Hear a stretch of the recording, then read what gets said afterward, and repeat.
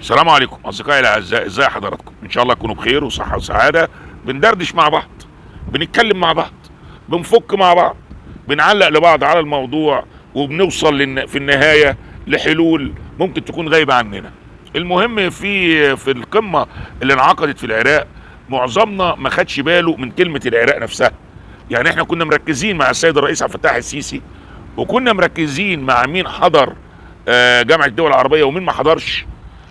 القمه اللي ما حضرهاش يعني باسمها كده قلنا ايه؟ القمه التي لم يحضرها احد.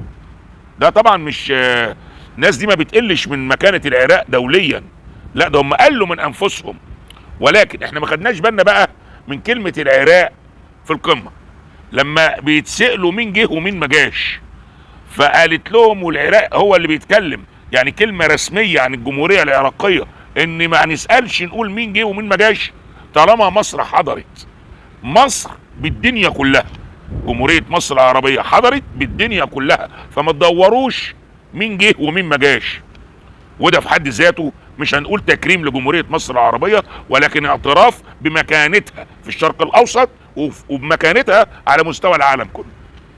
فشكرا جزيلا للعراق والرئيس العراق ورئيس وزراء العراق، ونتمنى الوحدة للعراق والشعب العراق. ودي كانت كلمة على هامش السيرة، شكرا جزيلا. ونتكلم في الكلمة التانية.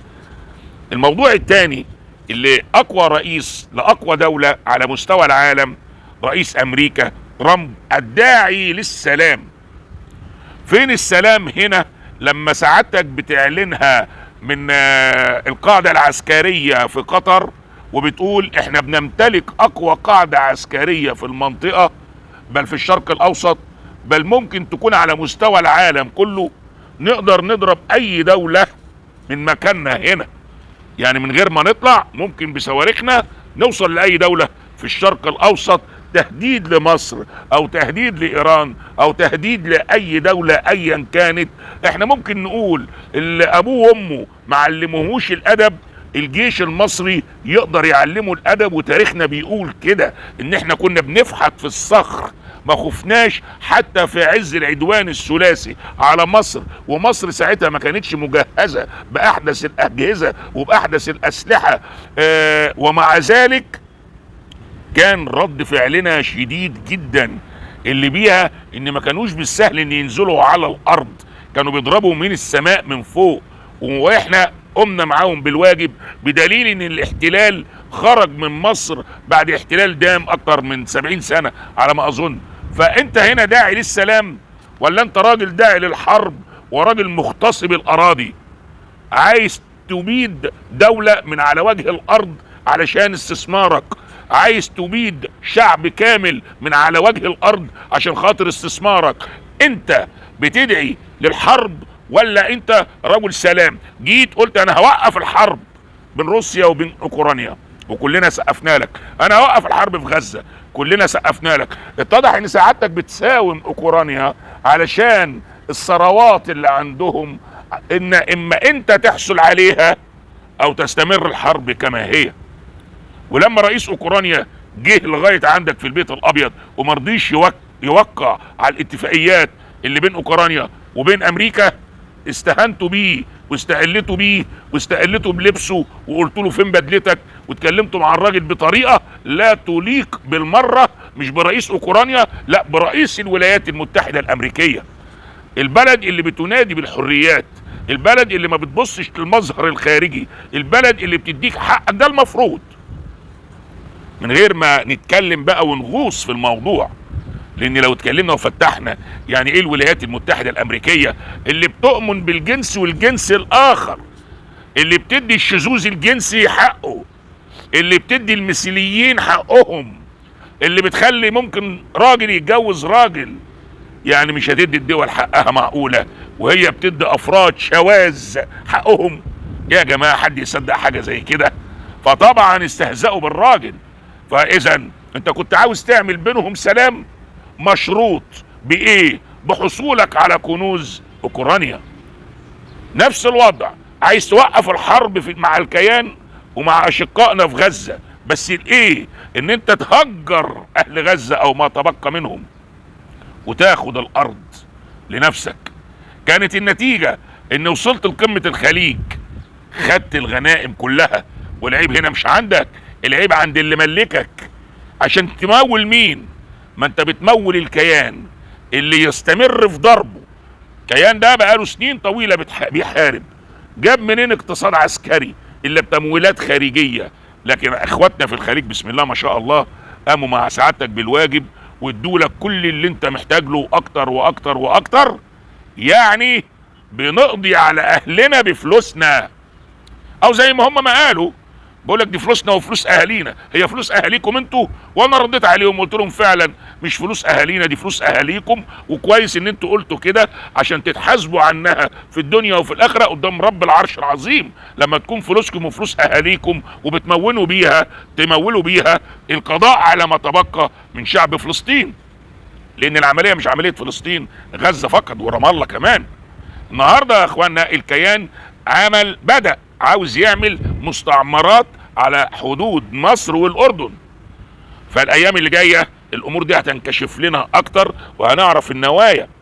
النهارده برضو كانوا بيتكلموا بيقولوا احنا اصل ما داعيناش الرئيس عبد الفتاح السيسي لان دي قمه خليجيه امريكيه، هي مصر من ضمن الخليج، لكن احنا ما نقدرش نزعل مصر، لكن احنا داعينا سوريا مع ان سوريا مش دوله خليجيه، لان الرئيس كان جاي وناوي يرفع العقوبات وناوي يرفع عن سوريا القيود المفروضه عليها، فكان لازم رئيس سوريا يجي عشان يحضر المؤتمر ده، وطبعا يعني يمضي على الاتفاقيات اللي هتتم بينه وبين الولايات المتحده الامريكيه، عشان الكل يبقى عارف ان ده السيناريو مكتوب من قبل رئيس امريكا ما يروح الخليج. يعني ما فاجئش بيه الناس ان هيرفع العقوبات. طب هو ليه بيرفع العقوبات عن سوريا؟ برضه لمصلحة امريكا. يعني لما قلنا اوكرانيا كان عاوز ياخد المعادن منها وعايز ياخد ثرواتها نظير انه يوقف الحرب مع روسيا. في الكيان عايز يوقف الحرب نظير انه ياخد ارض غزة كلها ويعمل عليها مشاريع. طيب وسوريا رفع عنها القيود ليه؟ لان ما بقاش فيه سوريا. هي سوريا من امتى كانت دمشق ولا حلب ولا سوريا؟ اكتر من 90 كيلو الكيان واخدهم، ولغايه امبارح رئيس وزراء الكيان بيقول ان احنا مش هنتزحزح شبر واحد من كل الارض اللي تم مش احتلالها، لا تم الوقوف عليها من اجل الامن القومي ليه هو. دي نمره واحد. نمره اتنين قال لك مش هسمح للجيش السوري انه يقرب من شبر من الارض دي. نمره ثلاثة قال لك اللي هيقرب من الدروز يبقى اعلن الحرب علينا. يبقى فين هنا سوريا؟ واكتر من ربعها اتاخد للكيان، وتركيا خدت الشمال الشرقي والقبائل واخده الجنوب. هي سوريا الكتله الوسطانيه، فلازم طبعا يديله كلمتين كده زي اللي بياخد ابره مسكن عشان يسكن الالم، ويقول له انت رئيس شجاع، انت رئيس ما اعرفش ايه، انا حبيتك وبناء عنه انا هرفع القيود عنك. عشان برضو انا اتكلمت مع ولي العهد السعودي، قيود ايه اللي هترفعوها عن مين؟ يبقى هنا كان لمصلحتهم برضو. مفيش حاجه ببلاش يا ساده محترمين. فالرئيس عبد الفتاح السيسي اتوجهت له الدعوه للخليج ما راحش، ما اتوجهتلوش الدعوه للخليج ما راحش. لو كانت اتوجهت له الدعوه عشان يروح الخليج برضه ما كانش هيروح، لان اتوجهت له الدعوه ان يزور البيت الابيض ويقابل الرئيس ترامب ما راحش. قال لا، وقال لا لعبور قناه السويس بالمجان، وقال لا للتهجير. الرئيس الوحيد اللي قال لا. لكن اللي قالوا نعم للتهجير من تحت الترابيزه، واللي قالوا نعم للتطبيع مع الكيان، واللي قالوا ينولوا الرضاء الكامل، رضاء المنافقين. يا اخوانا اللي بيدعو للسلام يدعو للسلام، ما يكونش سلام مشروط ويجري بالمشوار بين الدول ويبعت مندوبين عشان يوقفوا الحروب مش عشان يساوموا الناس. فهنا مفيش سلام حقيقي، هنا في سلام مشروط، وشروطه التنازل عن بلدك عشان تحصل على السلام. ما هو لما ما يكونش فيه غزة او غزاوية عايشين على ارض غزة والارض اصبحت ملك الامريكا، فهنا فين الحرب؟ هو الكيان هيحارب الامريكان؟ لما تكون اوكرانيا تنازلت عن المعادن بتاعتها والثروات بتاعتها لامريكا، فهنا فين الحرب اللي روسيا هتاخدها؟ روسيا هتاخد شوية وامريكا هتاخد شويتين، فلو روسيا ضربت تاني يبقى امريكا هي اللي هتتصدر.